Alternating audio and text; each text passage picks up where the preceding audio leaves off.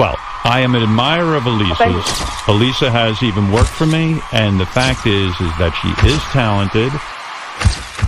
What's it called? Kermit and Friends? Kermit and Friends. Kermit. But if Kermit, You're saying like not to frog? do. Yeah, Wait. I actually have watched a few hours of Kermit and Friends. How many hours have you watched, Natalie? Oh, no. Probably indulged in 8 hours. Holy. My wife and I watched Benji's ex-girlfriends or whatever's going on. We watched this crazy podcast, and I have to say, this is one of the, probably in the top 5 things I think about right now. She has a podcast, but she gets to come on the radio. It is craziness upon craziness.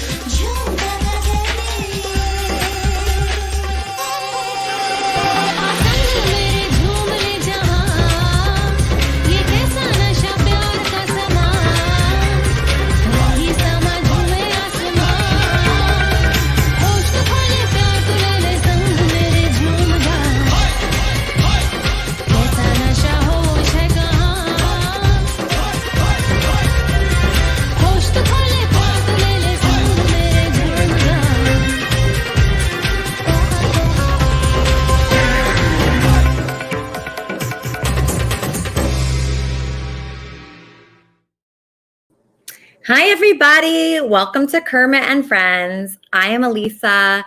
This is Fozzie, and Kermit is watching from heaven. We have such an exciting show today.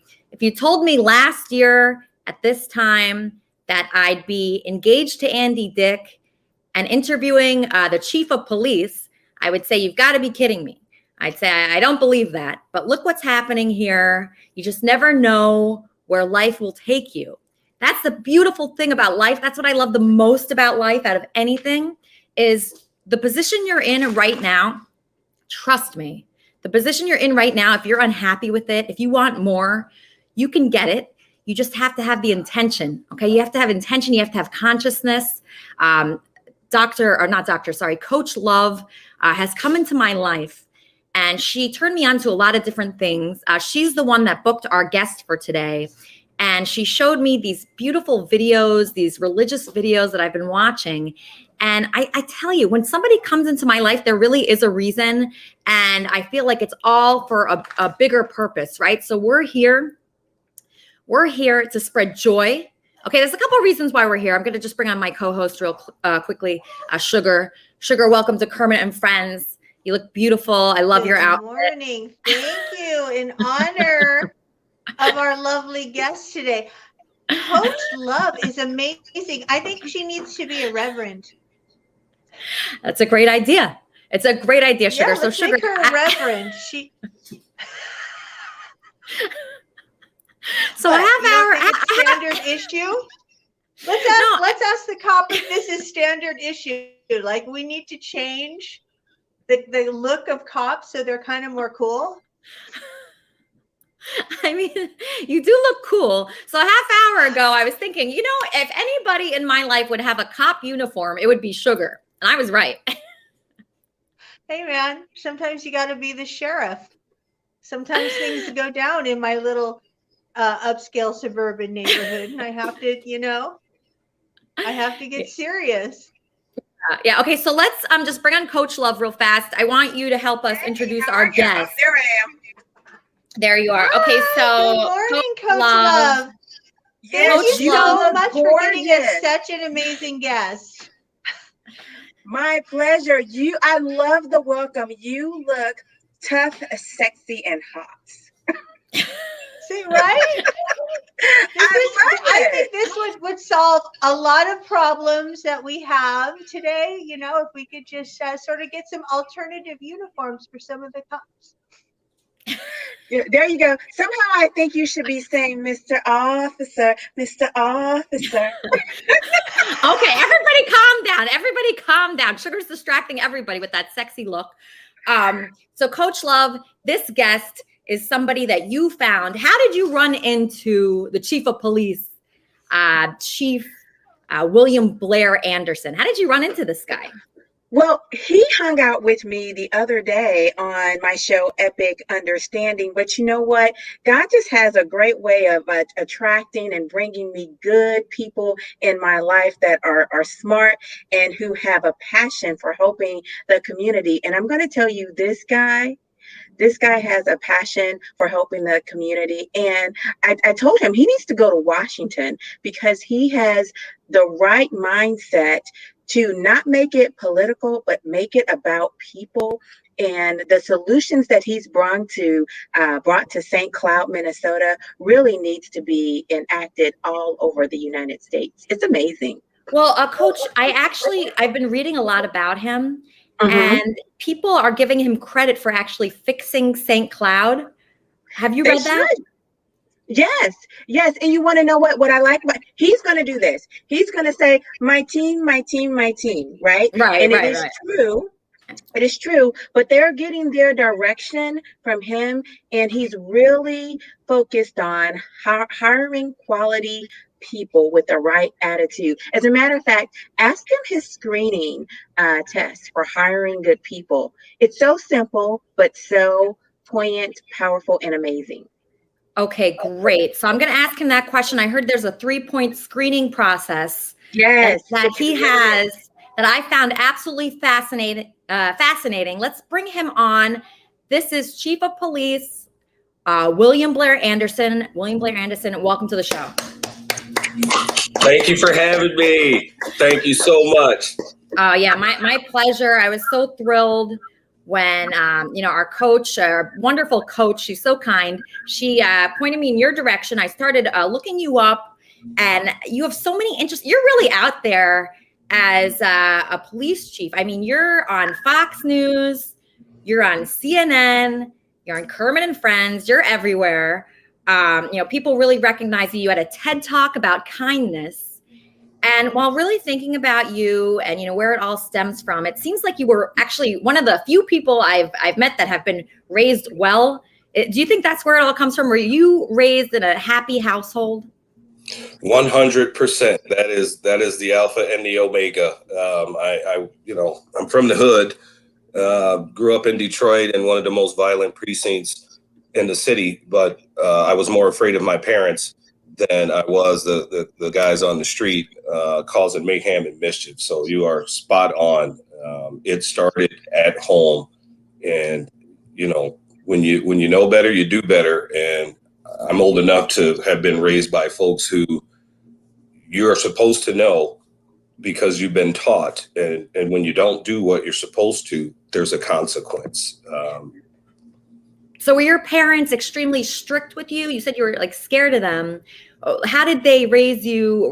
Was there a lot of fear that you had as a child?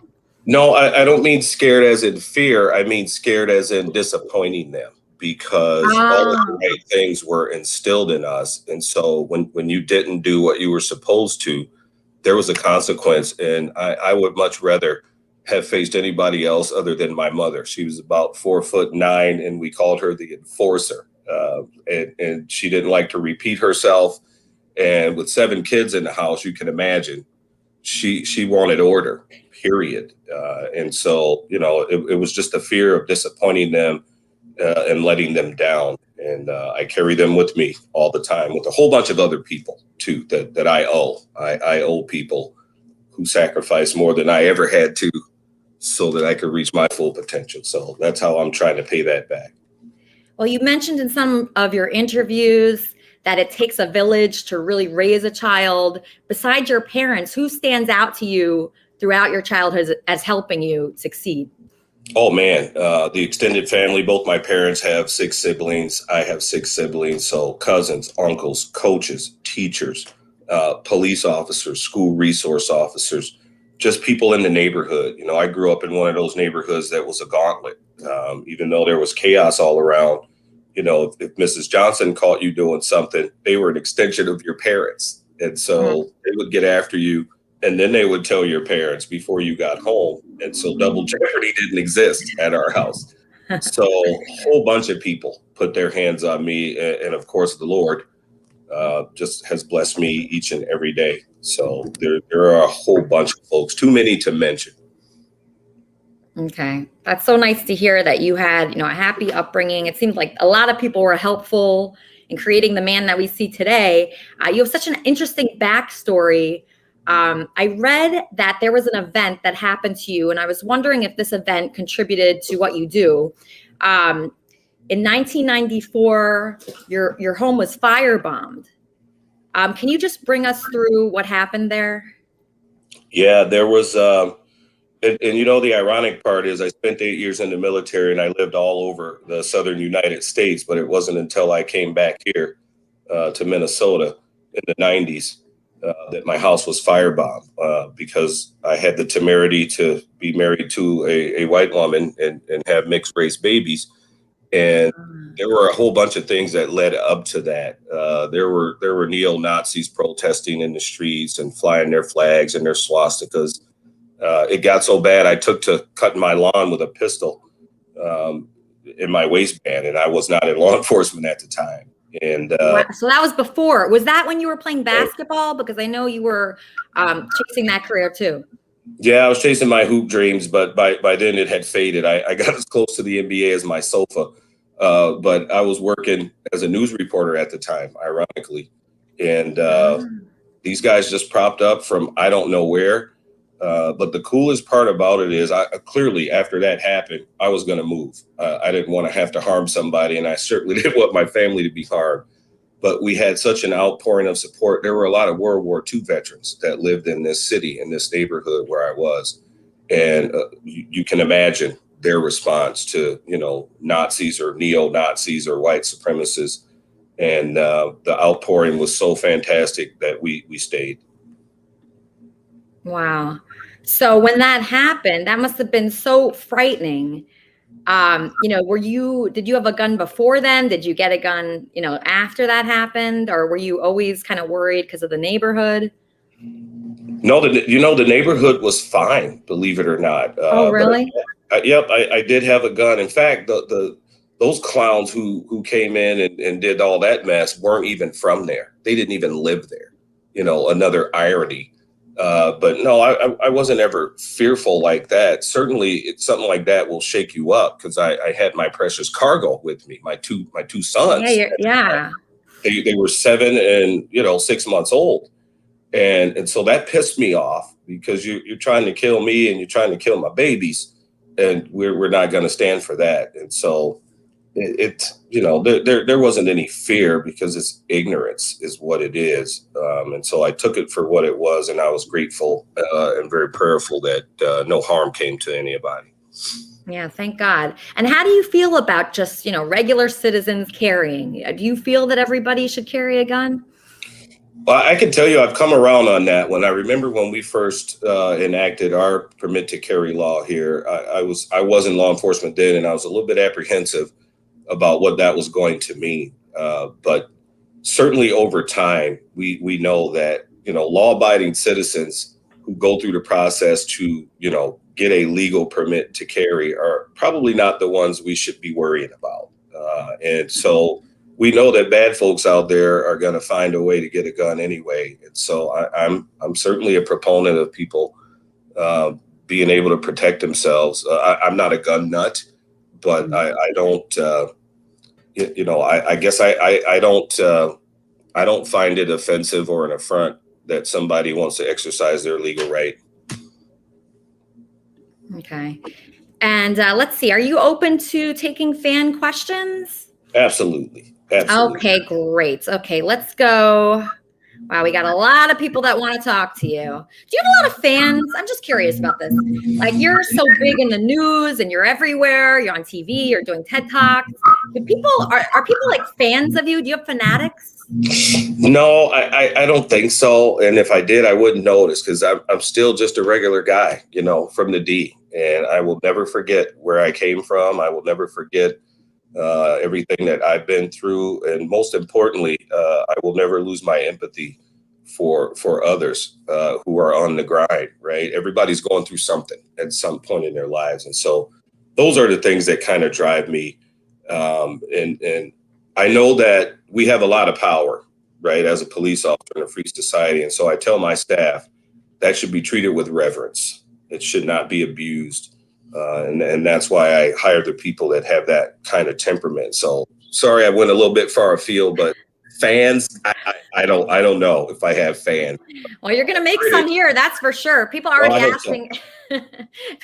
People are asking me, is Chief single? A lot of people are asking that. I am not. Okay, he's not. He's taken, guys. Guys and girls, back off. Okay, he's taken.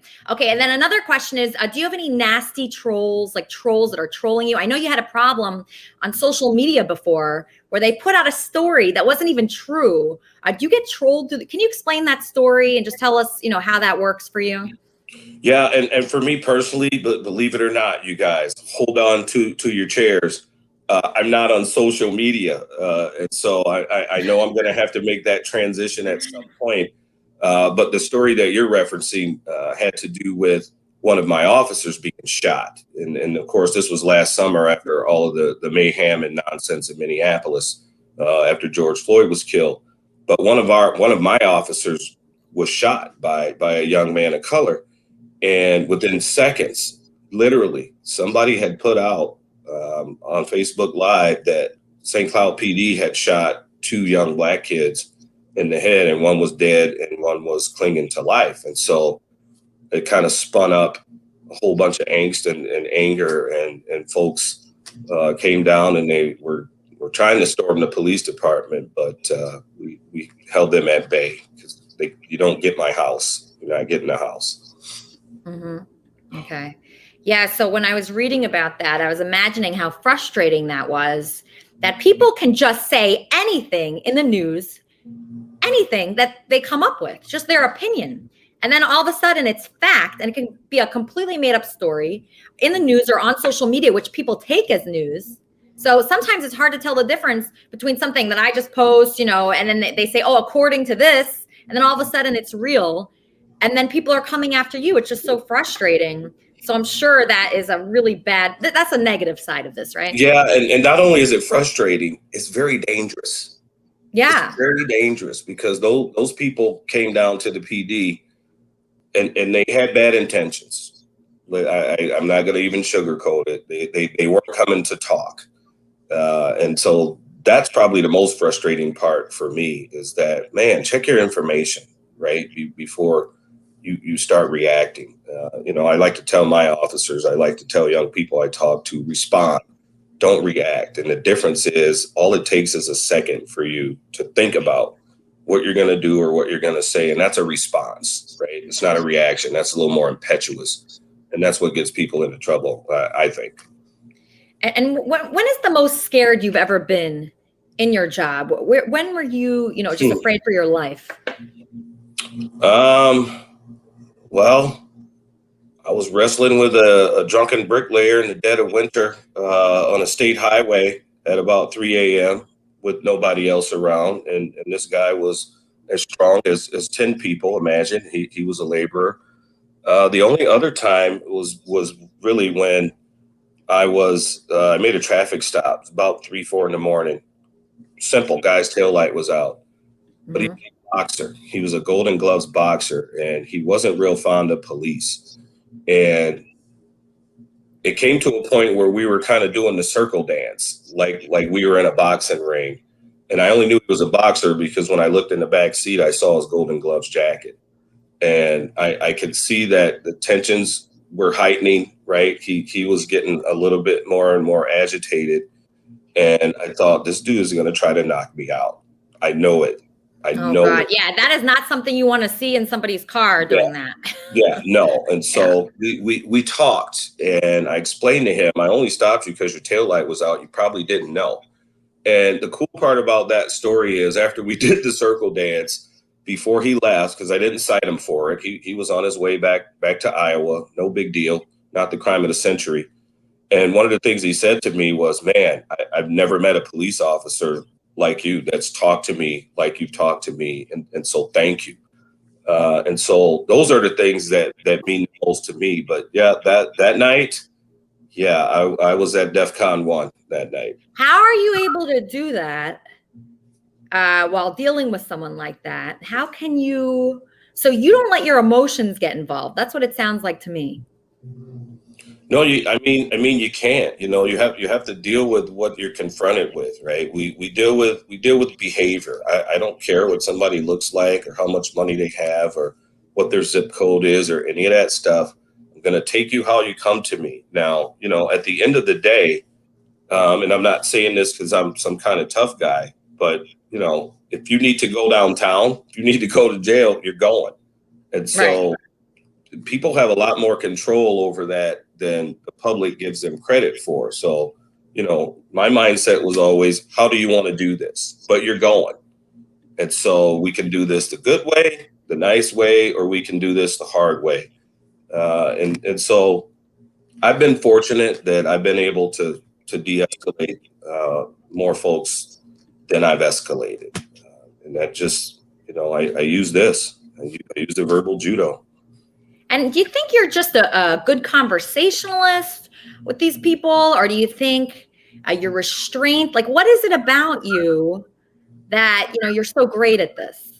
Well, thank you for the kind words. I just try to take people as they come to me. I try and understand that who knows what they're going through right now.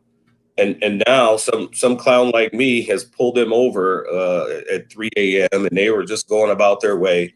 And I get it, right? That we make people nervous. We just do. I understand that, and I will never forget it. And so I try and temper my emotions and deal with people where I find them. I've made so many traffic stops where I mean, minor stuff. And when I get up to the car, people are trembling with fear. People are crying. And I just remind them, I'm like, listen, no harm's going to come to you on my watch. I got your back. But here's why I stopped you. Again, you might not have known your tail light was out, or you might have been going a little too fast. It's not the crime of the century. You're not going to go to jail unless you got dead bodies in the trunk. Otherwise, you'll be on your way here in a minute. And it just kind of calms people down, because that's what we want. We want people to be calm. But it's so hard to be calm in that situation. It really is. There's so much emotions that go through you when you're, you know, being stopped. I know personally that, and it is like frightening for some reason. It really is. So, I mean, I guess you're just telling people, if people are out there and they're listening, I mean, you want to bump into this guy. Obviously, you're one of the very good ones, I would say. You know, not everybody's like that. There are some bad eggs, you know. Oh, unfortunately, yes. We take our personnel from the human race, and there are, you know, there are some folks in this profession who are only doing it because they got their ass kicked in the schoolyard. Let's be honest. Yeah. Here's the news. The vast majority, and I always say this, no matter whom I'm speaking with, the vast majority of police officers are doing the job the right way for the right reason. When I say the vast, I mean 99.something%.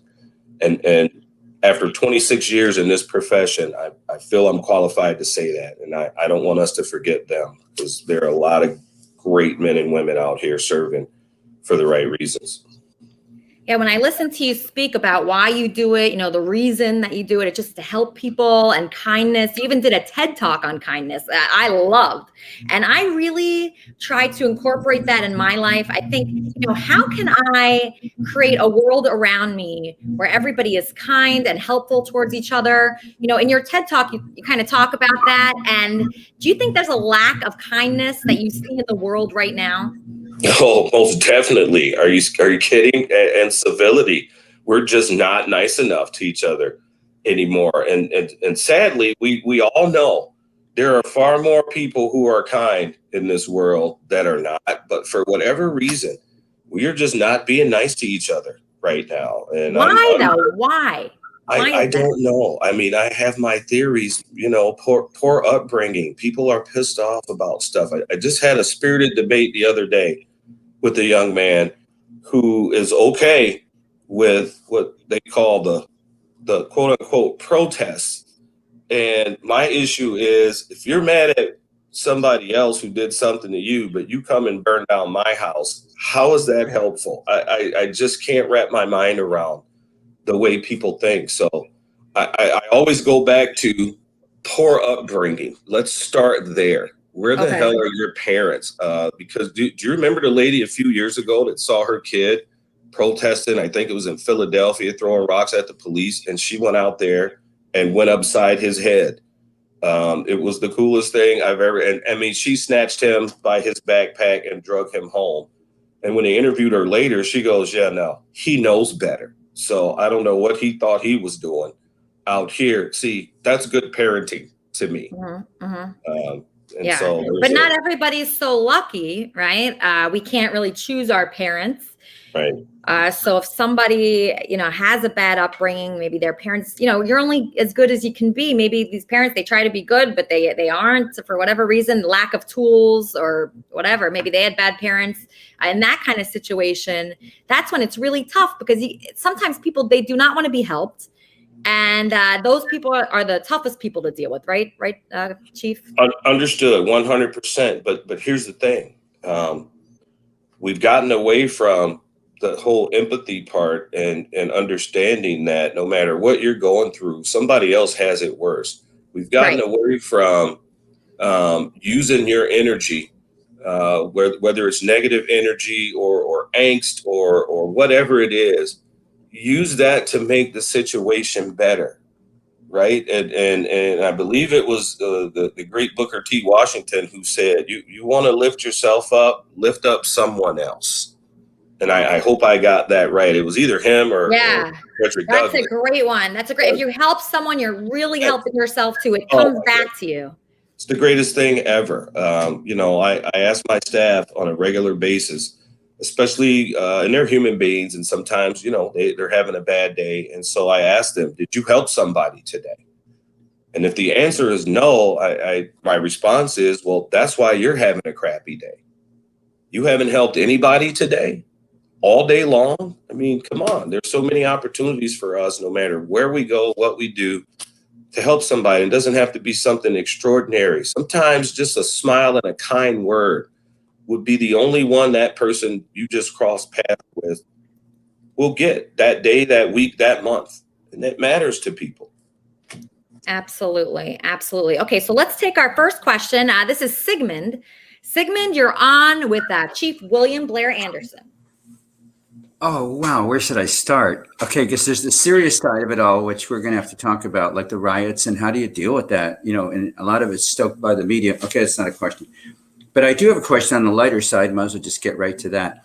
And that is, like, you made a comment in one of your videos that you'll never be seen eating a pastry in uniform. And does that apply to everyone in your department? Do you tell them do not eat donuts? And the other half of that is, like, there's a restaurant called Palermo's here in my neighborhood. It's like this fine old-fashioned Italian restaurant. There'll be like 4, 8, or 12 policemen in uniform eating their lunch there. That's okay, right? I mean, how do you feel about how much eating can you be doing in public? It is okay. And I'm going to start my answer by correcting you, because actually what I said, if you're referring to my TED Talk, is that I am not ashamed to eat pastry. And I heard that too. Uniform. So I heard that. He said 100%. He would.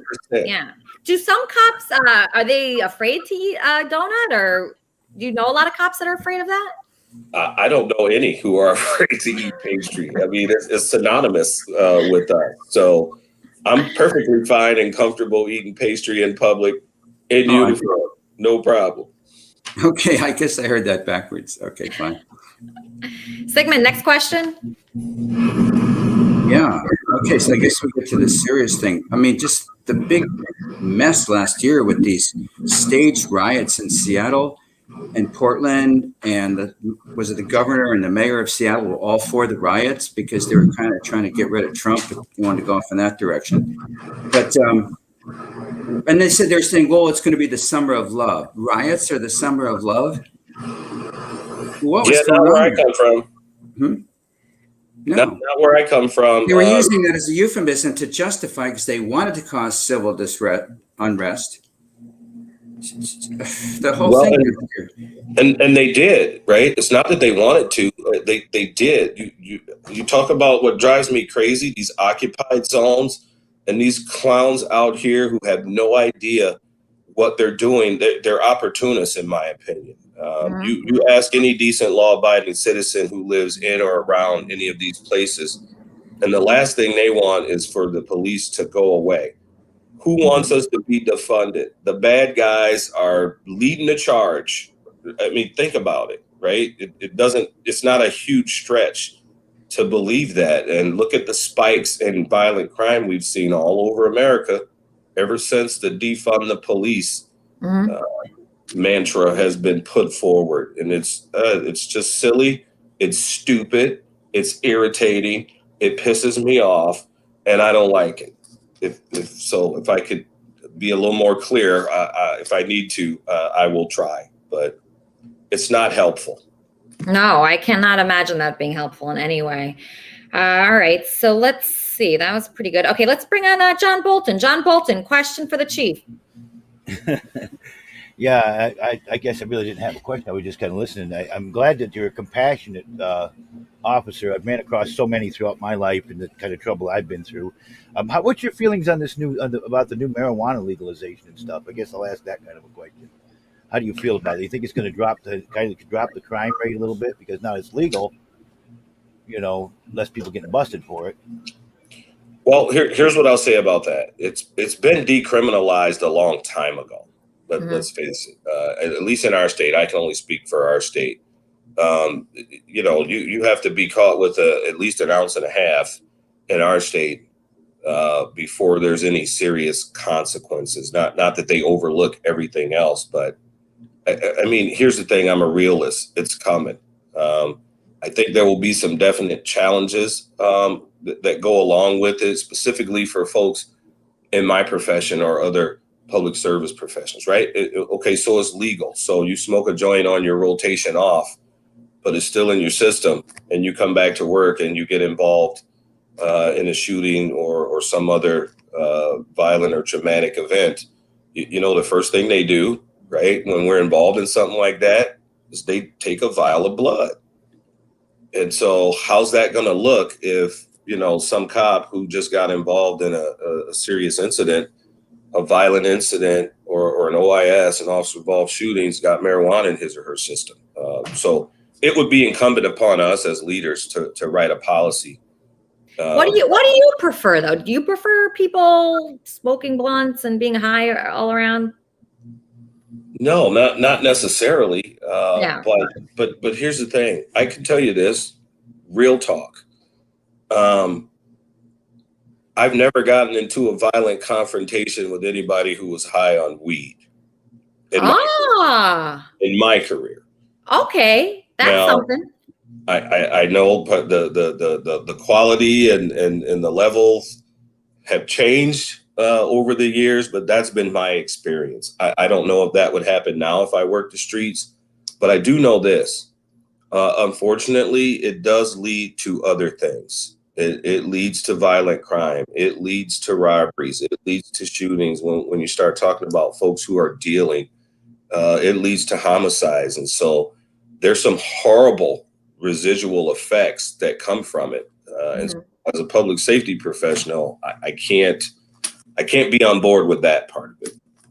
Yeah, I take public transit here in LA, and when I go on a bus, I think, I'd rather people not be on drugs, any drugs. I'd rather people not have guns. That's just my preference. If somebody has a gun and I'm on that bus with that person, I get off. I would get off the bus, and so that's just me. I prefer not having those things. I don't know. I just would feel better, but I understand that people love weed and they love getting high.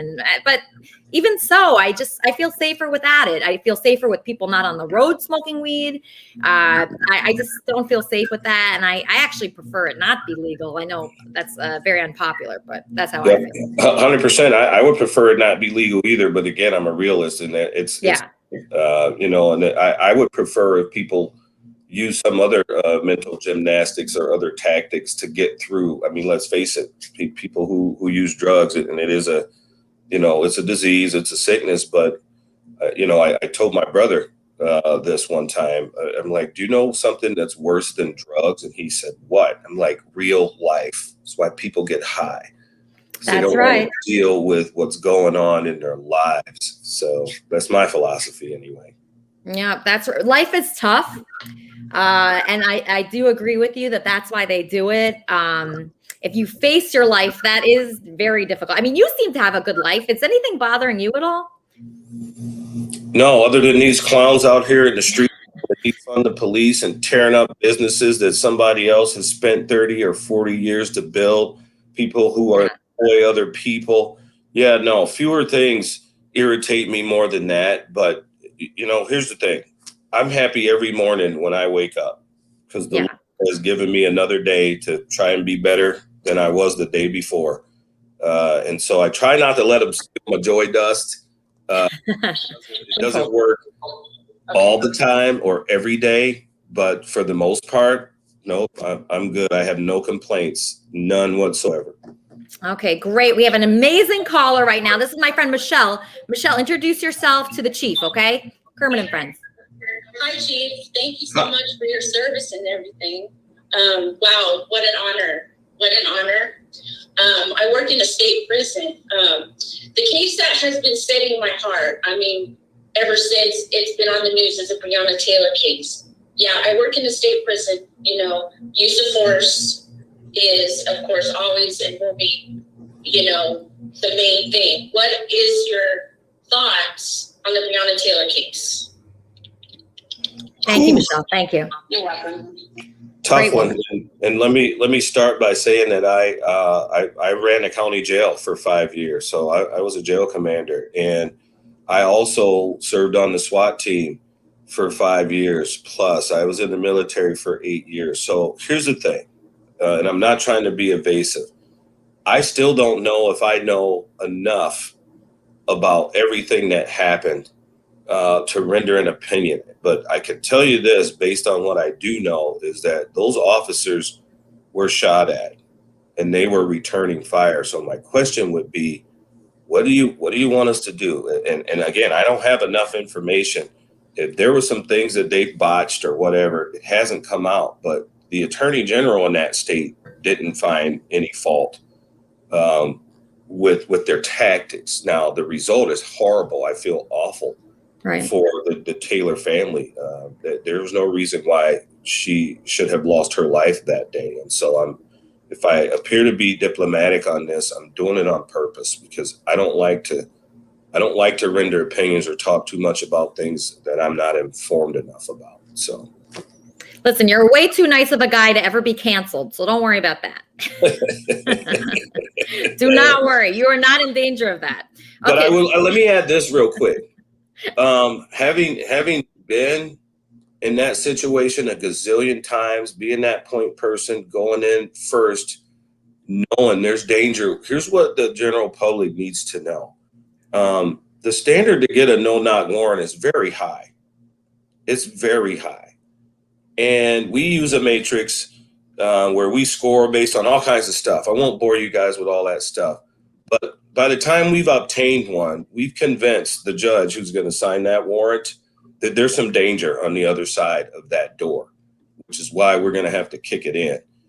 And unfortunately, if we start banning those kinds of things and taking those kinds of tools away, we're going to drive good people out of the profession. Who the hell want to go in there where you know there's guns? What do drug dealers protect their empire with? Guns. Right.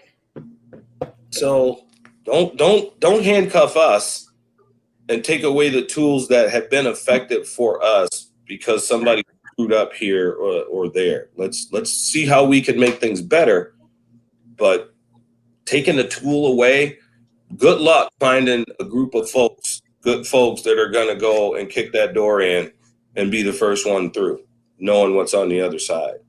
That's what irritates me. It's not sensible. It's not sustainable. And it certainly isn't helpful. Okay, I'll be quiet now for a second.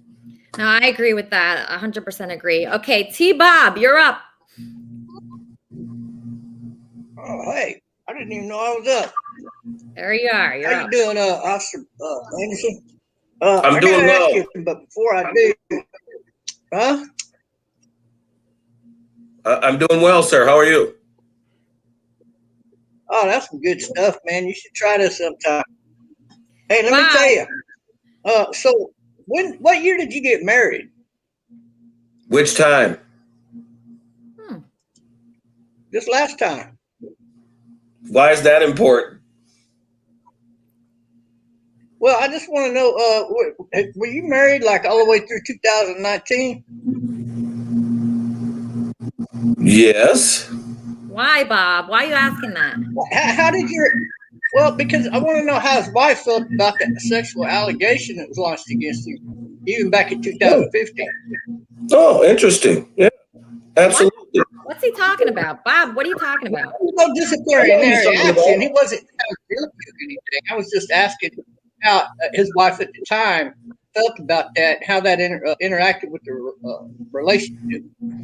What wasn't married at the time, Bob? Thank you for clarifying, because I know what you're talking about. Wasn't married at the time, but that woman stood by me because she knew that it was false, that it wasn't true, and so that's who I'm married to now. So you had some false allegations against you? I did. Wow. And it was investigated more than once, 3 times to be exact. And I actually have a clearance letter from our licensing agency, who was the third entity to investigate it. And I'm good. I know me. People who know me know that it was ridiculous. It was absurd. And that's that. That's got to be even more frustrating than the other things. It wasn't pleasant. Let's just put it that way. It was not pleasant. And that's why I'm so in love with the woman who stuck by me. We were dating at the time, and she knew me well enough to know there was never a question in her mind, and there shouldn't have been a question in anybody's mind.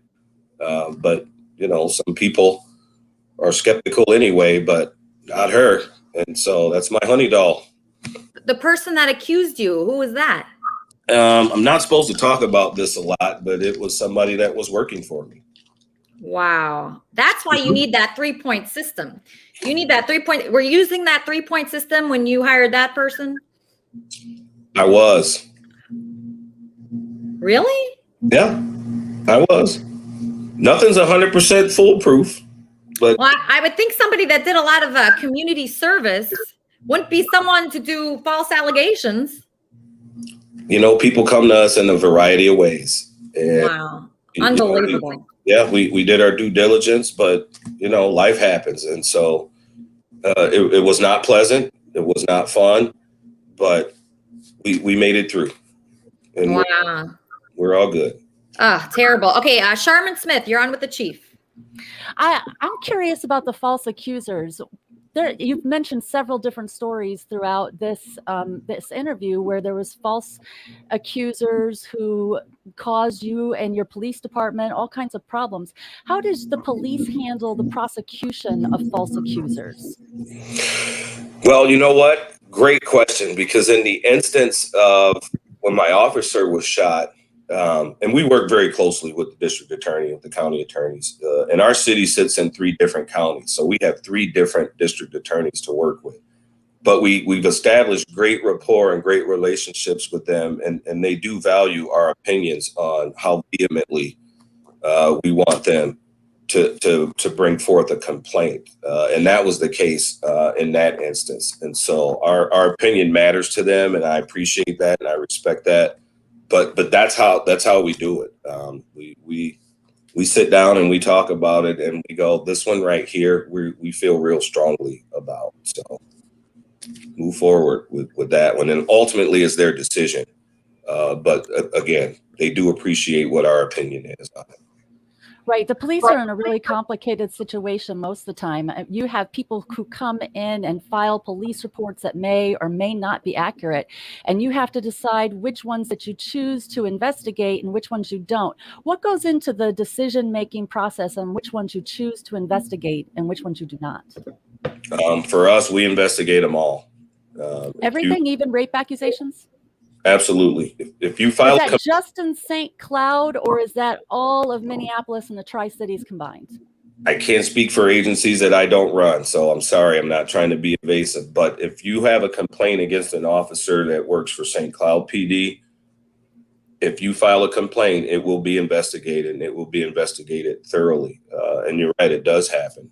Thank goodness for video now. I mean, I've had people come in and complain and say stuff like, well, one of your officers, kicked me in the head while I was handcuffed. And of course, the video doesn't show that. But we investigate that as much for the complainant as we do for the officer's reputation. And here's the other part. If those kinds of things are happening, I'm going to want to know about that so that I can address that and deal with that. So we don't take anybody's complaint lightly. Right. I'm not a fan of the defund the police campaign, but I do support reforming the police campaign. I had a personal situation with Minneapolis Police Department where I brought somebody who was a sexual assault victim to them. She gave me a very compelling story that I fully believed, and I held her hand as she contacted the police and went through this whole process where the police initially told her that they weren't even going to investigate her claim, that they just pick and choose which ones they investigate and which ones they don't. And she had to jump through flaming hoops to even get an investigation. And then it turned out to be false accusations against a lot of different people. And no charges were ever brought against her. No prosecution was ever brought. And that makes it so difficult with relationships with the police, with other people. We have so much hostility and negativity in our communities right now. We can't trust each other. And we come to the police, we look for help, and we expect to get resolution, but so many times we don't get it. What advice do you have for these people who have these negative relationships with the police, but they're trying to move forward and build something where they believe they can trust each other? Again, I can only speak for the agency I'm running. I'm not blind. I don't live with my head buried in the sand. I get it. I understand. It's going to sound corny as hell, but it's the truth. You got to establish that legitimacy and that trust before things are going poorly. One of the things I'm most proud of is I could go on and on all day about the dozens of community engagement initiatives that we have, and they are not in response to anything. It's a matter of course for us. And so we don't have that issue where I'm in command. And this is not about me patting myself on the back. It's about how we screen people. It's about what our mission is. It's about what our moral compass is based upon, which is our wheel of integrity. If you imagine a wheel with 5 spokes, each spoke represents a value. And for us, they are honesty, humility, respect, accountability, and transparency. And if any of those are missing, I tell my staff, when you're dealing with another person, a suspect, a victim, a coworker, a superior, somebody who works for you, if one of those things is missing, check yourself and start over. Those are things that have worked for me. Unfortunately, Ms. Smith, I can't answer. I don't know that there's a panacea, but I do know what works. And that is establishing trust and legitimacy before there is a crisis, so that when there is one, people will actually listen to you and work with you. And that's the other part. We have to work together. We can't solve anything by ourselves. The police. No, absolutely. None of us.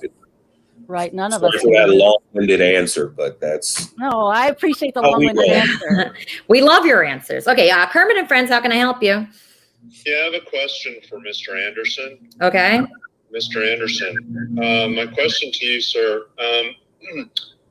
How many times have you smoked pot? Did you inhale, and did you enjoy it? Thank you. I don't know who that was. Wow. Like a lot of people, experimentally, back when I was in high school, but certainly not since then. Yeah, I don't really like it. I don't even enjoy that. I'm a very paranoid person anyway. Well, and I went to the military when I was 19 years old. Clearly there haven't been any opportunities for me to get my blaze on, whether I wanted to. You're not missing anything. Trust me, you are not. You see what idiots. So. I mean, this guy was probably high right now. You see what these people are like. Yeah. and that's fine. Guess what? Some of them are my clientele in my 26 years. Yeah. Every time, like I hang out with someone high, or I run into someone high, I'm not jealous. I'm not, should you be. Me neither. I'm not jealous. It doesn't seem fun at all. They seem just like to get more dumb and more dumb every time. So to me, maybe if they could see themselves, they might stop doing that. Maybe if they saw what we saw. Yeah, no, when I see them, I don't want to be like that. I'm hoping it's not affecting me.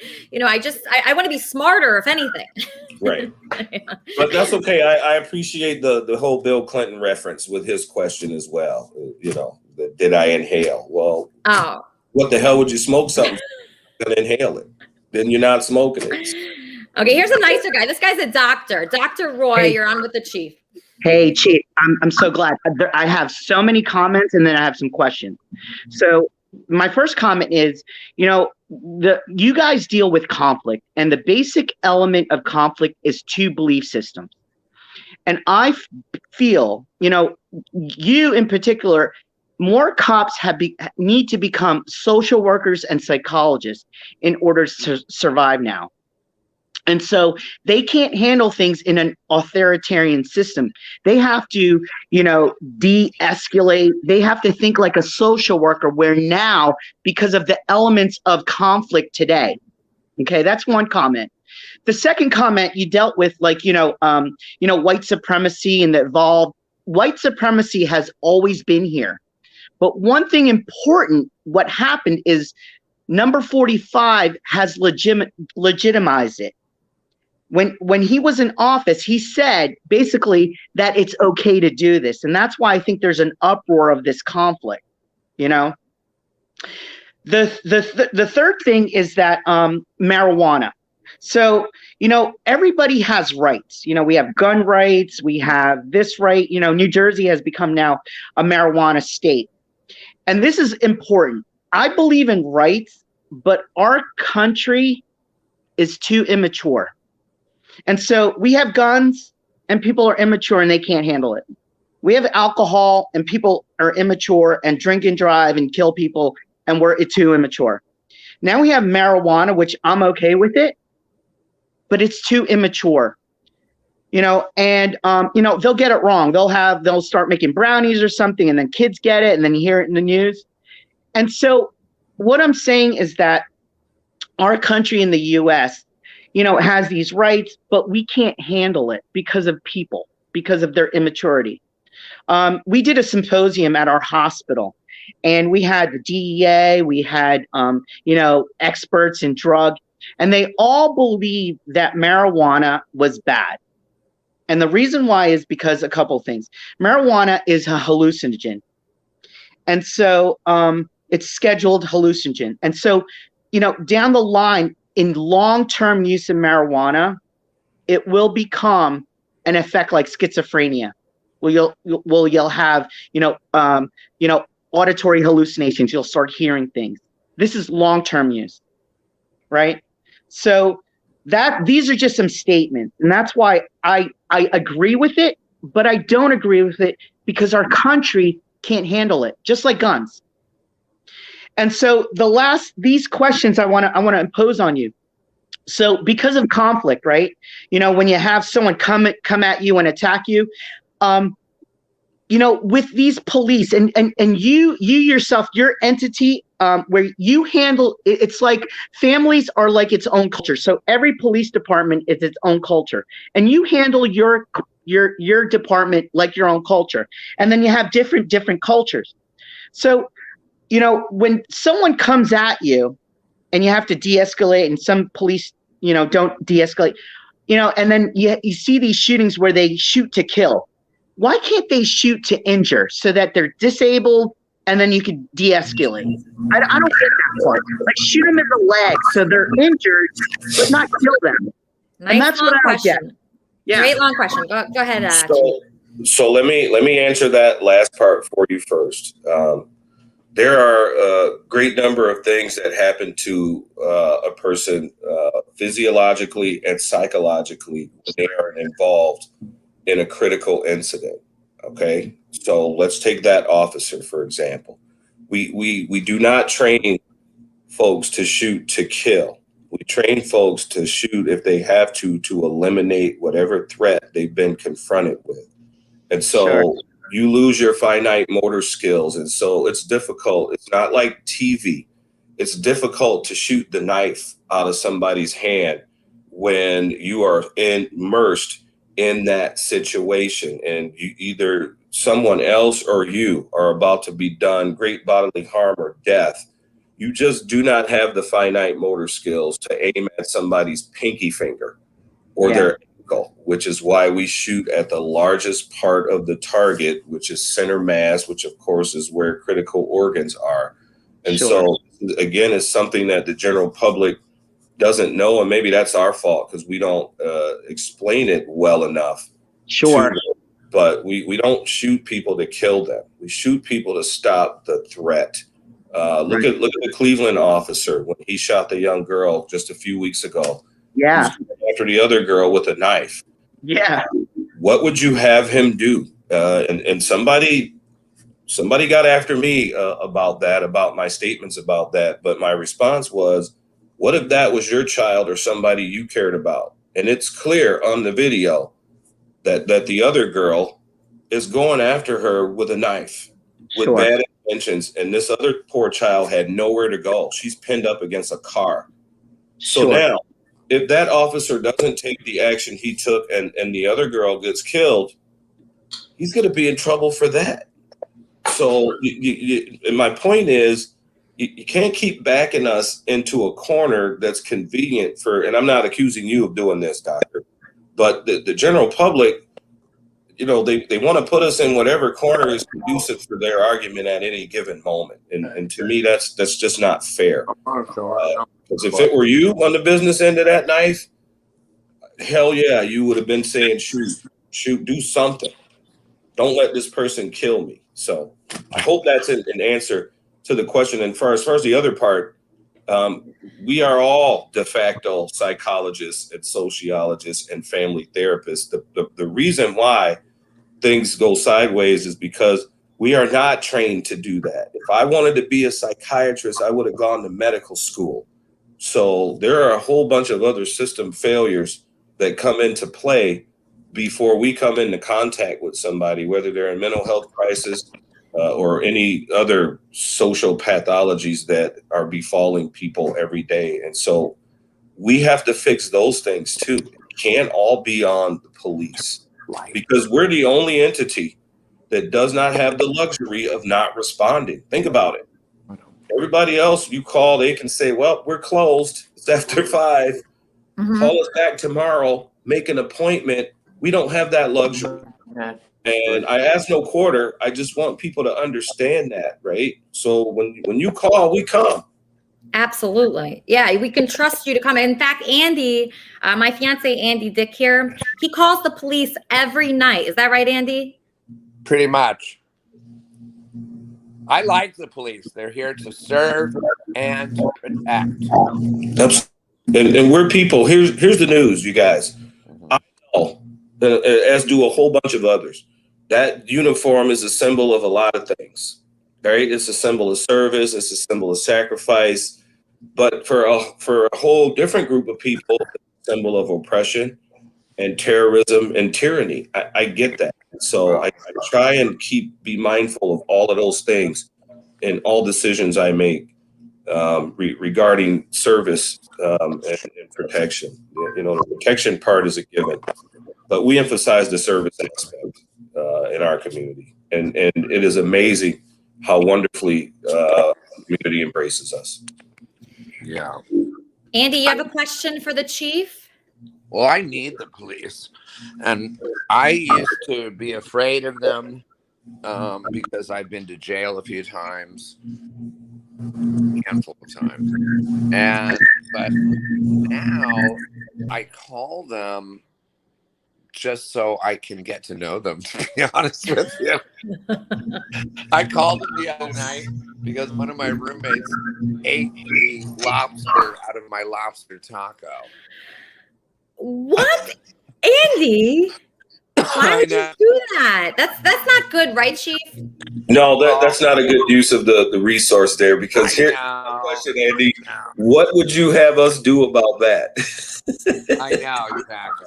But I really just missed you guys. And but then the next time I called, I actually needed the police for something. And they're like, oh, it's just Andy. Don't even worry. Boy who cried wolf. One too many times, but again, you call, we come. Yeah. And the goal is to make things better. Yeah. And I know them all now. How come there's an echo? So Andy, I want to tell the chief what happened to you yesterday. Andy was injured. Do you want to show the chief your injury that you got yesterday and see what he would do about that situation? So Andy was beat up yesterday, Chief. He was beat up and he broke his ankle. Andy, can you please show your ankle? Okay. Ouch. So that's Andy's ankle currently. He was beat up by somebody. Is that grounds for calling the police? Should he have called the police on that person? 100%. 100%. I mean, if not that, what? You have a right to move about without being assaulted. Yeah. Well, to be honest, we were wrestling for fun. He just took it too harsh. It was too hard. But weren't you upset? Didn't you tell him to stop, Andy? That looks like a very bad injury. What is it? Yeah, it is bad. It's killing me. I never went to the hospital. You might have a difficult time with that one if you guys were mutual combatants. I mean, I don't know. I don't live in LA or wherever you guys are, if I'm assuming incorrectly.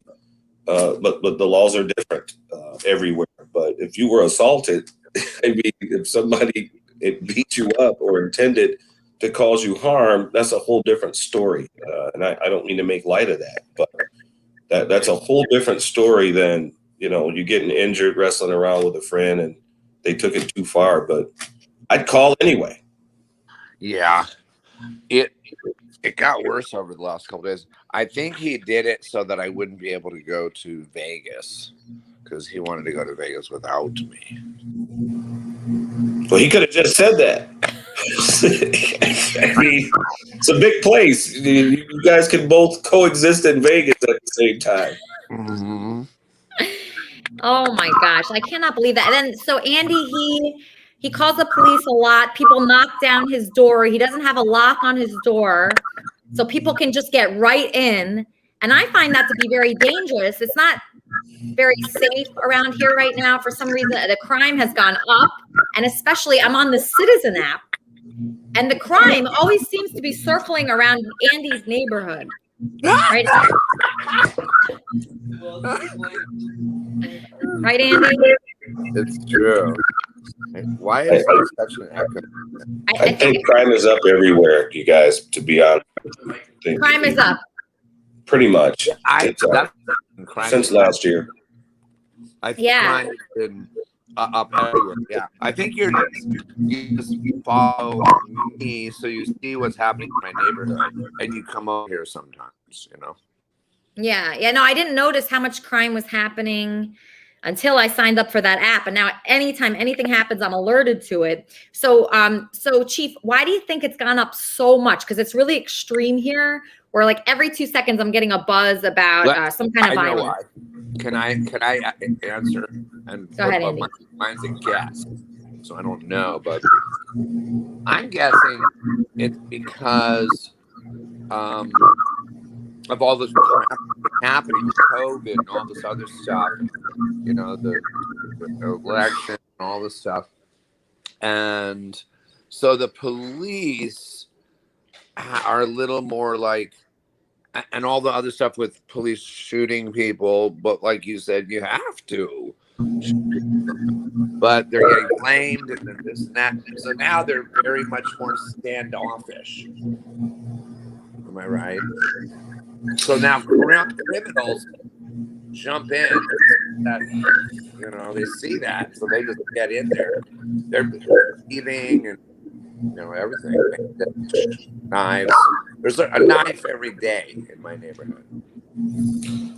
I think there are a lot of contributors. I think all the angst from COVID and folks being cooped up. I think from all of the unrest from last year, still a lot of tension.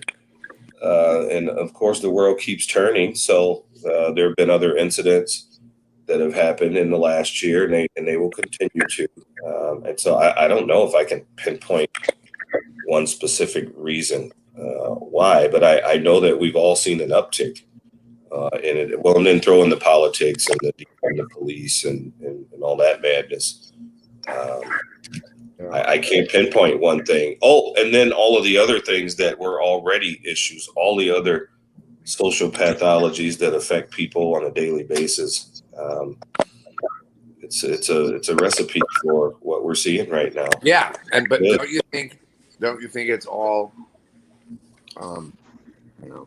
Good boy. Good boy. Okay. She's All right. like a dog.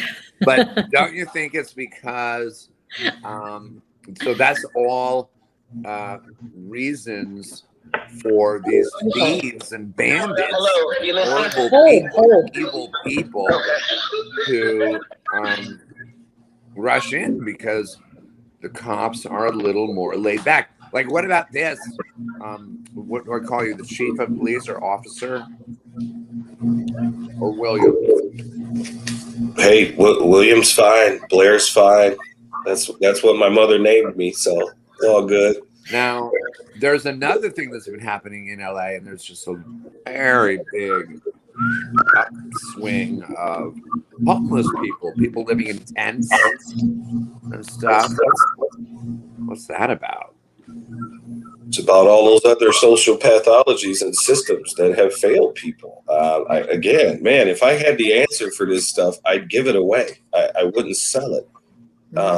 Again, like every other community, you know, we have those issues, but you know what we tried to do with St. Cloud, what we did do was we went to the district courts and we set up a program for folks who we call them NPA, right? No permanent address.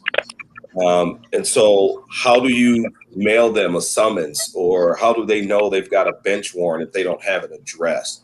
And so we set up a special court for those folks, along with the judiciary and the court system and the county and the city attorneys, so that they don't miss their court dates because they don't have an address to get mailed their summons. And that's been working very well for us to keep people off that merry-go-round. And then on the other side of that, we've got some other outreach initiatives to help them. We've got what we call a community action team. We have actually seen a huge reduction in crime with respect to it being committed by folks who are homeless. And we've actually been able to reintegrate a lot of those people back into our community in permanent housing. We've gotten them to the appropriate service provider is what we've done. That community action team is made up of judges, of probation, of police officers, of mental health professionals, medical professionals. And we're, you know, most times homelessness is synonymous with people in a mental health crisis. Right. We're trying to address those things. I think you just figured something out. That we're all kind of going, it makes me cry, actually. We're all kind of going through some kind of mental health right now. You know what I mean? Hey, listen, I say so for cops, man. There's got to be something wrong with us. We're the only ones that run towards what everybody else is running from. So, not to make light of people in mental health crisis, but we're a little bit different. Speaking of mental health crisis, I have a caller. Kermit and Friends, how can I help you? Hi, Lisa. I have a question for the chief. It's Barry. Hey, Barry. Hi. So, Chief, what do you think about law enforcement volunteers that are non-sworn personnel who have mental health issues, that, such as myself? I was previously a law enforcement volunteer running a Citizens Court Council sponsored by the Coral Gables Police Department from 2014 to 2018. And law enforcement turning its back on their own and wrongfully arresting that individual just because they don't like him and because he was a Trump supporter, amongst certain other factors that they had no case on. And then they coerced him into pleading guilty in the misdemeanors in the end in the feds. I want to ask the chief what he thinks about that, how the feds are crooked and how they manipulate and they don't play by the rules, and they lie consistently. They dropped my charges and superseded me with 2 others and dropped those. And then my prosecutor wanted to drop all my charges, according to my criminal defense attorney. But then his head boss was, no, it'll make us look bad. He's been in for 15 months. We know he's a former police volunteer, but it'll make us look bad. He'll sue us. He'll get his $1,500 a day, whatever it is he spent behind bars. What do you think about that, Chief? About crooked cops, especially crooked feds? Because I saw a video on you, and you're a really nice guy, and you seem really genuine and nice, and you seem like a really good cop.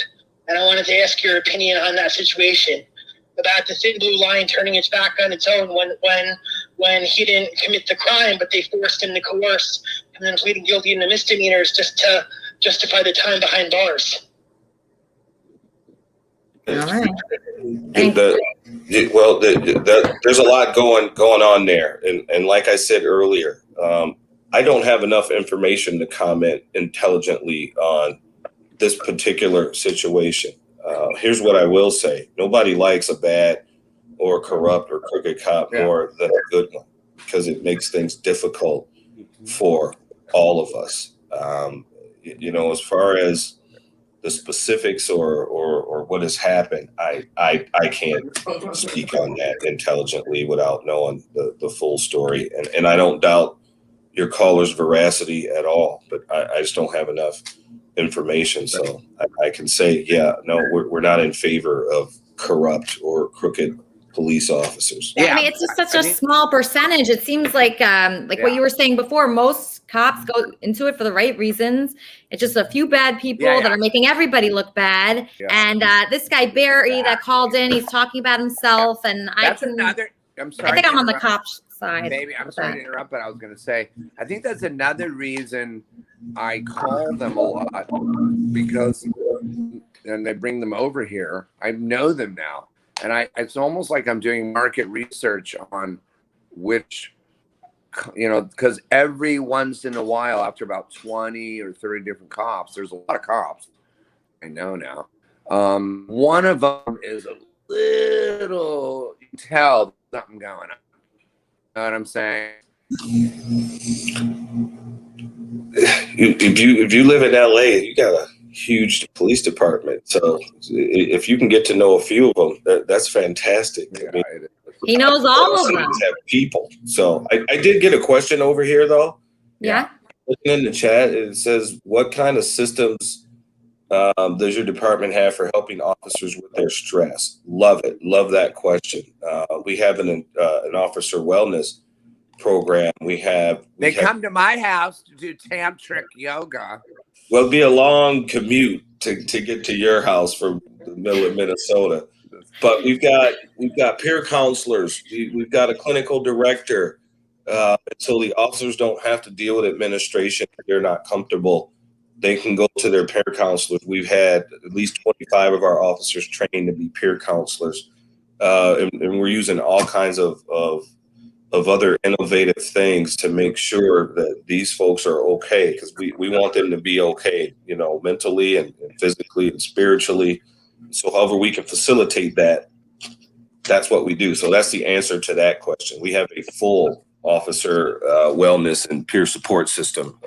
Do you send them on retreats and, Buddhist kind of like go to an ashram and meditate for a weekend? Yeah, no, that's very funny. Very funny. Like I could do that. No. Oh, there's feedback. Okay, hold on one second. I'm trying to figure out where this feedback's coming from. So okay, let's take this one. Well, before you take this the one call, guy- I see Byron is waiting, but I want to ask him one more thing. The chief, because somebody just commented that that on your right now, they said cops adore celebrities. That's not true. When they look at me, they look at, I'm going to get the big fish this time. Oh, I'm sorry, Andy. I'm sorry to hear that. Yeah, when it's a bad cop. But that's why I think I've been calling them a lot, because I'm getting to know them. I'm getting to show them I'm not that person that everybody makes me out to be, you know? What is that? I'm not that person. No, I know, but what do you think they're trying to make you out to be? Well, you know, you told me this morning. I do have a good story about Andy, but first let's just get to Byron's question. Byron, what is your question for the chief? Answer the first step. Or you already answered my first question, but I was wondering if you went beyond that into their spiritual healing as well through Reiki or something like that. So even if you have a emotional issue that you might not be aware of, Reiki or energy healing can help bring it to the surface so they can address it, even if they can't put words to it. I'm on.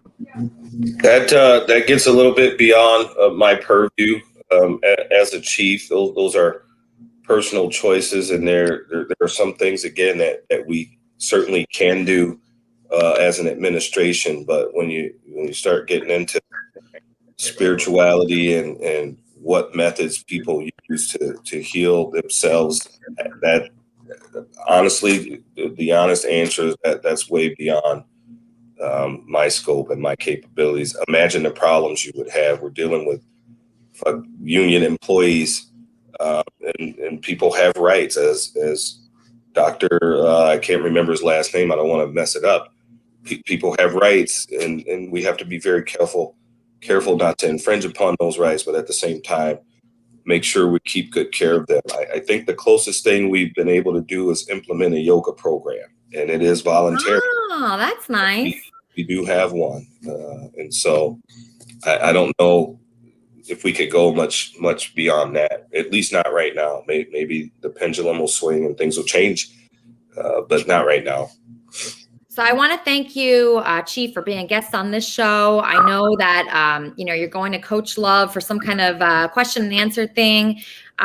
Is there anything that you want to tell people that are watching to inspire them? I mean, should they watch your TED Talk? How do they reach out to you? You're somebody that I think can't be reached out to, right? No, that's not true. I appreciate the plug. Please watch my TED Talk, right? Chief Anderson's Kindness app. I just stood up a website that has some other interviews and some other things on there, and we will continue to build and put some more content on there. But listen, I'm not difficult to find. I'm still a city employee, and so my email is on the city website. My website is williamblairanderson.com. Simple enough, just my whole name. And William is spelled out, of course, not like I sign it here, W period. But anyway, please reach out. There's other questions on here. If people have them, if I can answer them. There's a question on here about whether I'm going to work with the Minneapolis Coalition. No, my responsibility is St. Cloud right now, and in that community, I don't run Minneapolis or their PD. Am I going to set up some programs to help other PDs? With another question, and real quickly, I've traveled all over the nation to try and do just that. One last thing, please look up our Community Outpost initiative, or our Cop House. And it was put together through the Greater St. Cloud Public Safety Foundation. It is another phenomenal tool that we use to engage our community, everything from youth engagement to community engagement, English as a second language courses, mentoring, tutoring, homework help for kids, sports, you name it. This is our effort. This is what we're trying to do. And I can tell you that it is working. Last story, and then I'll shut up, I promise. Wait, before you go into that story, one of my friends has a very important question for you. One of the guys that sometimes lives here. Hey, how's it going? Introduce yourself. Going well. Jared Isaacson. They call me HUD. Have you ever caught somebody with drugs and just decided to let them go because they seemed like a nice guy or something? They did it with me. They did it with me. No. I mean, again. Wait, that was a no, officer. It depends on what it is and how much. I'm going to take somebody to jail because I find a roach in their ashtray in the car. No. Not for that, especially if they weren't driving. Now, if they're driving, another story. So it depends is the best answer I can give you. But last quick story. We all saw the 3rd precinct in Minneapolis being burned to the ground, right? During the unrest, during the riots. Yeah. I pulled into the St. Cloud PD a day or two after that, and there were 2 fine citizens, 2 women planting flowers around the perimeter of the police department in St. Cloud. And they've done it all summer. We have the most beautiful flower beds in the city, and all the flowers were donated. This is how our community responds to us. It seems like a small thing, but while people are trying to destroy police departments and set fire to them literally and figuratively, our citizens are trying to beautify ours just to show us how much they appreciate how we do what we do. So I make it a point to tell my folks all the time, it's important how you do what you do. So. How nice is that? That is beautiful. Thank great. you so much, Thank Chief. you. Chief, and please let the policing community know that Andy Dick is actually a very nice person. Just let all your officers, just tell them that. Tell them that you met him and just to let him go. I believe that, and I'm old enough to recognize them too. So I didn't want to be all struck about it, but I know. Well, you've been great. Thank you so much. Everybody reach out to Chief Anderson here. He's a great guy. And I'd like to say, did you have fun on the show? Did you enjoy it at all? Absolutely. Fantastic. I love the interaction. I even some of the goofy questions, but wherever there are people, there's going to be a diversity of thought, and that's cool. There's always some weirdos, right? Yeah. I mean, we're all weird. Think about it. We're all weird. Yeah. Tell my kids that when they would get depressed. Oh, Dad, so call me weird. I'm like, son, we're all weird. That's the beauty of all of us. Everybody's weird. That's pretty true. Well, I just really appreciate you. God bless you. And thank you so much. What a doll. What a doll. What a doll. What a doll. I appreciate it. My pleasure. Oh, what a great guy. Okay, Lori. What did you think of the Chief? I thought that was a very interesting conversation that's been going on with the back and forth, some of the silly stuff. Obviously he can't speak for things out of his jurisdiction unless he knows a lot about it. Yeah. I think he can have an opinion based on what he knows, but of course he doesn't feel comfortable talking about it. Nobody should make him. I'm a supporter of Black Lives Matter, but I'm not a supporter of defunding the police. I support reforming the police. I think there's a lot that could be done, especially with the Minneapolis Police Department. I don't think it ends at the conviction of Derek Chauvin. I think that in itself sparks more reform that could happen. I think that police need to be held accountable when they are acting out of pocket, when they're out of place. And that these bad eggs need to be found and eliminated from the departments, and that they need to be retrained. The whole departments need to be retrained. That's how I feel about it. Absolutely. Yeah, this guy, Chief Anderson, he is just above and beyond. That's why he's the chief of police. He is such a good person. I mean, he's not the typical Kermitarian guest here. He really isn't. But I really enjoyed him. Coach Love, Any thoughts on, the interview? Any thoughts? You're the booker.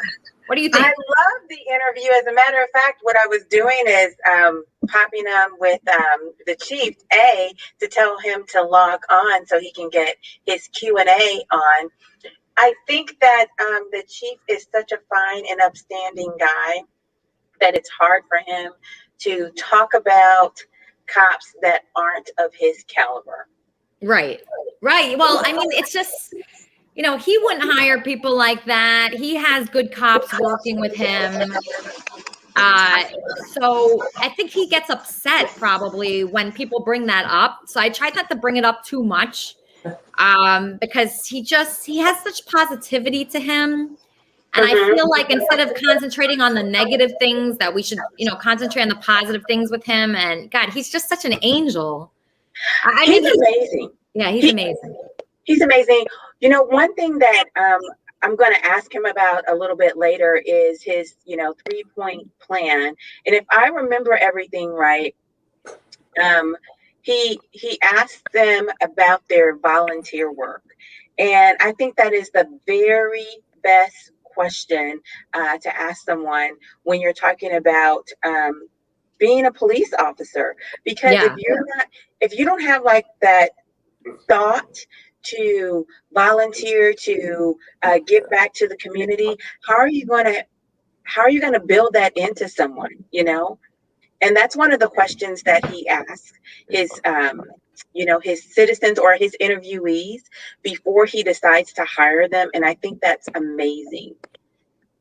Yeah, because he does not hire anyone unless they have volunteers. Okay, so that is something that I really admire. And he's just such an amazing I would say he's better than other people. I mean, I'm not going to mention who, but Andy, did you enjoy the party last night? I did. That was a really, really, really nice time. Yes. Yeah. So what happened was I was invited to David Amron's party. At first, I did not get a +1, and it was a limited guest list because of COVID, and because it was at the London hotel. So if you guys don't remember who David Amron is, I'm going to play you this short clip of him on Kermit and Friends. It's funny you talk about looks and how important they are, right? So Andy, when I see his face, I cannot help but smile. His face makes me so happy and gives me so much joy. I would not change his face. But what was that? I love you so much. I can't stand it. Do you guys remember that guy, Dr. David Amron? So Andy had a broken ankle and he still went to the party. How nice is that? But it actually took a village. Like Chief Anderson says, it takes a village to raise a child. It takes a village to get Andy to go to a party. So I actually paid $60 to Eric. Is Eric there? Yeah. So Eric is working for me now. Eric is helping me get Andy places. Okay, so Eric, what do you want to call yourself? My name's Eric. No, but as far as what your role is. I'm Eric, Andy's a really good friend, and I like to make art, and Andy appreciates my art, so we have a good bond. My name's Eric. Hi. Eric, you're Kermitarian of the Week. Okay. Because you got Andy to the party last night. Is off so they can see your eyes. Okay. So this guy, Eric, I could not get Andy to the party. I sent multiple Ubers, multiple lifts. He did not get in any of them. And then I hired Eric to get Andy into the Uber, and he successfully came to the party. So thank you, Eric. Cheers. Kermitarian of the Week. Okay. It is not easy to get Andy to go anywhere. So let's see. Okay. So what do we have now? Okay. So, and then I wanted to ask everybody how their Memorial Day was, because Andy had a very interesting Memorial Day. I didn't do too much. I had a couple meetings actually I took that day. But Andy, what did you do on Memorial Day? I don't remember what I ate for breakfast. Chamberlain. Oh, the Chamberlain? And what happened? Rooftop pool, super sweet pool. Art was made, parties with pro basketball players, only famous girls. Yeah, we party at the Chamber, and there was a rooftop party as well for a pro basketball player. And co-made to make an amazing, epic party of super proportions with like OnlyFans famous girls and pro basketball players and rappers and just producers. And basically, they had a bar at the pool, and everyone was just paying for everything, and it was just really amazing. And the carpets in there were beautiful. It was one of the most beautiful hotels I've ever stayed in. The Chamberlain, if you guys get a chance to stay there, it's really nice. So that's what Andy was doing. Yes. And I actually have a video, a very fun video of Andy explaining what he did on Memorial Day. Ready for that video, Andy? Yeah. It's called Andy Dick Memorial Day. Let me get it. 1 second. What's it gonna be? Roll the clip. Real cute. They were both running around fucking sisters, butt naked. Around you? They didn't look. It doesn't matter. They could get picketed. Right. No, I just thought they looked alike. I didn't think so. Oh yeah, the one was like, I'm not German or Russian. I'm from Indiana, just like my sister. I am from Indiana, just like my sister. Actually, sounds like you're from another country. Oh no, I am not from another country. Indiana. So they were naked in Andy's room? What? They were naked in your room, Andy? Not my room. We were in the living room. And I didn't say get naked. They're just running around like, what the fuck are they doing? I don't mind. I was looking at them though. You can't help it when they're sticking their butts right in your face, working. We didn't need to turn on the TV. Yeah, that's literally Oh my god. It was fun. I'm not gonna lie. It was a Doritos commercial. It was lit. They were completely naked, no underwear? Yes, ma'am. No underwear. Their little pussy lips flapping around. Their beans were bouncing. See? That, Look at oh my god! Send that to me. You gotta come hang out sometime. You'll love it. I'm telling you, they're hot as fuck. My face.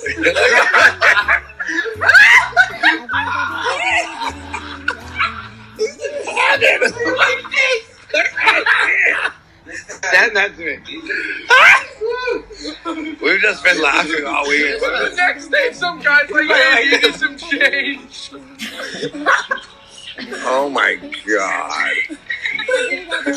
I want to see Andy. Text that to me. I want to see what Andy's doing in that. I wasn't Mickey. waiting for it to be. Show her any picture of me. Show me Andy in that. Oh. Do you think this is what a fiance should be doing? I got a nice ass. Like, it's a good thing. I'm not in it. I didn't do anything. So when you have butts in your face, you don't do anything with them? Nope. Nothing? You don't touch the butts? No. I promise. You feel like he's weirded out. He's honestly. Wait, is that Eric talking? No. Who's talking? Mickey, does Andy touch butts and stuff? She's asking her question. Does Andy touch the butts and everything? No? He looks at him. Yeah, I do look at him, but it's disgusting. I don't like when girls are so boorish. Big turn on. Big turn. Yeah, they're doing the act. It's like, what? It's fucking. It's a weird thing. All doing that. Get a job at a strip club. It's a weird thing. It really is. Well, they think guys like it. Oh, so it was laughable. All right, I'm gonna look at these pictures. I'll decide. Okay, well, call me back after. Okay, I want to go and just. What do you guys think of that? Cheers to that. That was good. You guys had a great time. All right, so let's see. Okay, so that chief, what'd you guys think? He's so amazing, right? I love him. I love him. He's one of the good ones. It made me feel so happy that there's actually someone that nice out there. Safe. Makes me feel safe. It makes me feel safe too. I wish I could live with him. Yeah, you should move there. St. Cloud, Minnesota. All right, so we have a new person here that I don't really know, this Byron guy. Byron, have I ever met you before? No, we haven't met yet. Though I have watched a few. I have watched a few episodes already. Okay, how'd you find us? Charmin introduced me to the podcast. The toilet and- paper? No, Charmin Charmin. Smith, the woman that ran for president. She wrote the books. You know her. Yeah, exactly. I've also did a house cleaning for her a few years ago. With toilet paper? Ultra. Wait, you do house cleaning for Charmin? Well, a house cleansing. I removed entities from her home. Well, her previous home. In other words, I'm a paranormal investigator. What? That's You're That's you're true. a paranormal investigator? And also a Reiki healer, which I focus more on that, but I've been doing paranormal investigations for approximately 15 years as well. Don't you do? Isn't it called Reiki? Reiki. I do Reiki, yes. I teach it as Now, well have you ever for done 25 Reiki? years. Have you ever done Reiki on a ghost? They don't usually need Reiki, but I've had them help me give Reiki to people who did need it. So what kind of paranormal activity was going on in Charmin's house? Well, it was her previous house, and it was a lot of ancient. Yeah, I just wanted to make. Haunted. Yeah, it was haunted. Yeah, the mansion was haunted. It was built in the late 1800s and was part of the Underground Railroad. The doctor that lived there in the 50s was actually lost his medical license in Ohio. The state of Ohio took it away from him because he was performing illegal abortions in the basement. The city turned a blind eye to his activity because they believed that he was providing a valuable service to the community. But the mansion that I owned was entertaining, to say the least. Tunnels underneath it, connecting it to other houses. It just came with a great story, and it was a lot of fun. I enjoyed it, but my children did not. My spouse did not. So I found several different spiritual people who were convinced they could clean the ghosts out of the house. And Byron was one of the people that I found along the process. And he actually, I felt, was the best of all the people that I met. Did you have to? It was a rough stories. Did you have to? Did you have to clean the ghosts of the dead fetuses? Not necessarily the fetuses. Well, they didn't appear as fetuses at the time. They appeared as small children. I also had a lot of the mothers who were waiting, uncertainty, all the stress and everything that they felt at the moment when they were waiting in the waiting room that was in the basement was all lingering, super thick. So thick you could cut. You need a knife to cut it. I called It the was basement very the dungeon. overwhelming just to sort through it, and I did it from a distance. I'm here in the Netherlands. What? You didn't even go to her house? I had people come through the house and still had issues. I do a lot of astral projection as well. I don't know if you've seen the series The Dead Files, where you had Amy walk through the homes. I don't need to go to the physical location.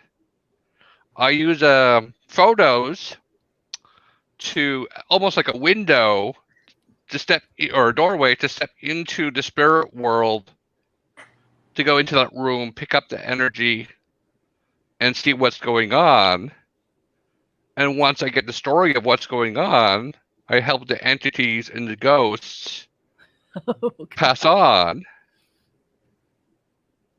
so that they can continue on into the heaven or hell or the afterlife, however you want to call it.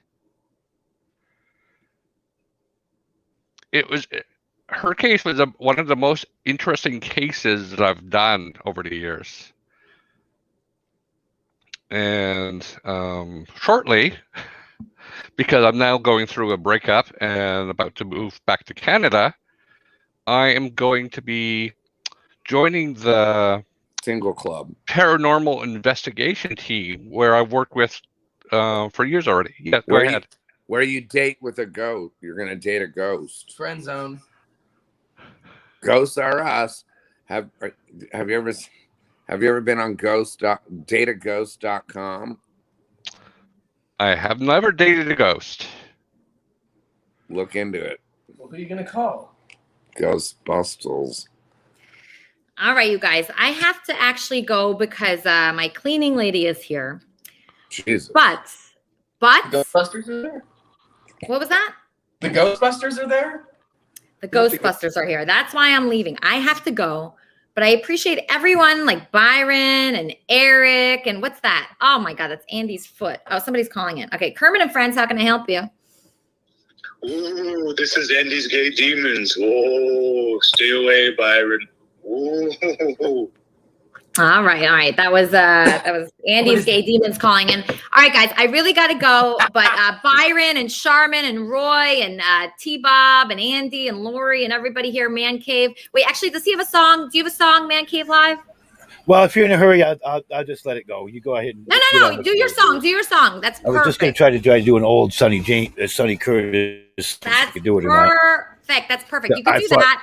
But before you do that, before you do that, I just want to say to everybody, thank you so much for joining us today to see Chief William Blair Anderson. Follow him, find him, bother him. He wants to be bothered. I don't know why. He's a great guy. I really appreciate him being on the show today. I appreciate everyone, Sigmund and Lori and everyone that's involved here. A show like this for me is really tough because, it's a very accomplished, amazing, brilliant person. And that gives me a lot of anxiety. But I just really was happy to have him here and just a huge blessing. So I want to thank everyone for, watching Kermit and Friends, being on Kermit and Friends, writing to me about Kermit and Friends. I want you here every week. I want you to be a part of it. Be in our Discord, tweet us, contact the other characters from here. We love hearing from all of you. So thank you for joining us on Kermit and Friends, and we'll see you next week. Please enjoy Johnny B.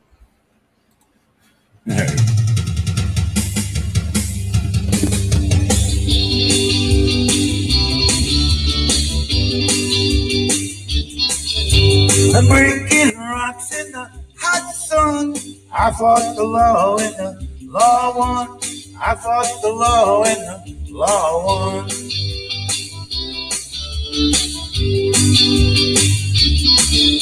I needed money cause I had none. I fought the law and the law won. I fought the law and the law won. Amen, gay fans. I left my baby so bad. Yes, my race won. She's the best girl that I ever had. I fought the law and the law won. I fought the law and the law won.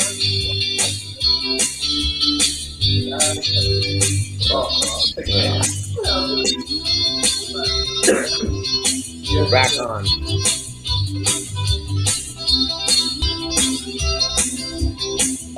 Hey, Andy. How you doing, buddy? Good to see you. Robbing people with a 6-gun. I fought the law and the law won. I fought the law and the law won.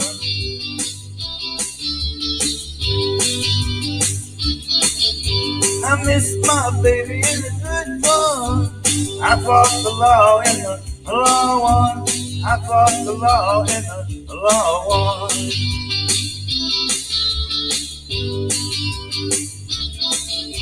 I left my baby and I feel so bad. I guess my race won. Oh, she's the best girl that I ever had. I fought the law and the law won. I fought the law and the law won.